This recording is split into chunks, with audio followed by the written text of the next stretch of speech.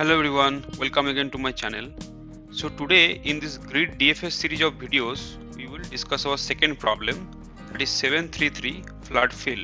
So the problem statement is saying you will be given with one grid that is known as image, and this is a 2D matrix. Here you will have the value as 1 and 0 for each of the cell. Now along with that you will be given with SR and SC, that is nothing but the row and column index. So that will be your starting point.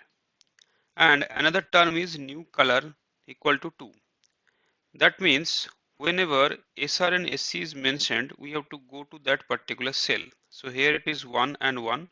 So we are present in this cell. Now in this cell, what we can see is the number is 1 here, right?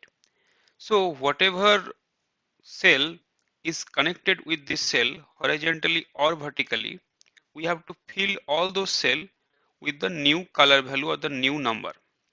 So here if you check, we started from 1 and all these ones are connected with this cell, not this one, right? So apart from this one, each and every other cell are connected vertically or horizontally. Those cells we have to turn as 2. So now the new cell will become 2, 2, 2, 2, 2, all filled with 2, and this will remain as it is as 1. Okay. So our job is to fill this, let's say with flood. Okay. So how to do this using DFS technique, we'll show you. So here if you check, we have this grid present and I have denoted all the numbers. And here I and j means the row and column value for the starting position is 1 and 1, means this particular cell. From here we have to start. And let's say the new color is 2, right? So at the end what will happen? All these adjacent cells will be filled with 2 apart from this one, right? So one first observation what we can do from here is, if my new color is 1, that time one check we can do. That is, if my starting index or the starting position, whatever color is present, and if the new color is same with that, that means I don't have to do anything. I can simply return this image grid as my answer, right? That means if starting value and the new color is same, then nothing to do, right? Apart from that, if it is not same, suppose I have a new color as 2, then what we have to do? We have to start from here and make this particular cell as 2 first.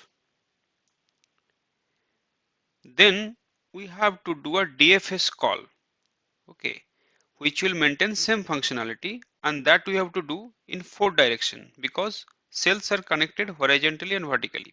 So we have to make a DFS call to this side, this side, this side, and this side. Now we can check some condition, that is, if my neighbor cell is 0 not 1, then we will not proceed to that area. So this DFS call will end here only, and same for this one. One more thing we can check, if during our DFS call some call is going out of the boundary, that time also will stop. Now if you check, I am going towards this one and this one, and from here I can again go to this particular area as a 4 DFS call. This side we can't come because already we have visited, so this side we will not consider, right? So we have to make it as 2, and now we are calling 3 direction from here. This side we can't go because this is out of boundary, but here in this side we can simply make it as 2, and we can make again some DFS calls. But all this call will fail because one side has 0 and other 2 are out of boundary. Now from here it will go towards this. So it will make this particular cell as 2, and then call will go to the all these directions. Now here if when it will come, so that time it will make it as 2, and call can go to this 4 direction, right? So this 4 direction when it will come, so it will make it as 2, and it want to go this direction, there it can't go, this side also it can't go, and this side 0 is present, so it can't go. If you check here, no one is reaching towards 1 because this two side 0 is there, so there is no way to reach 1, so that's why 1 is not changing. Every other one which was connected with this initial cell, they all are changed, right? So this is the thing we have to do programmatically using DFS. So here I have taken the grid and the code also, right? So DFS calls in grid is like a nuclear fission reaction, right? Means from one area it blast, then whatever it used to create that again blast, and like that way it is keep on increasing, right? So here if you check, this was my starting point, right? So in this starting point, what is happening? So from here in four direction calls are going, okay? So for a particular DFS call, how to write is, so this is a total function of the DFS. Okay, what you are passing the I and J, means row and column index. Then you are passing the whole image grid, right? So whenever you are entering into this call, first thing what you can check is I is going out of the boundary, means if I is less than 0 or if I is greater than equal to row or not.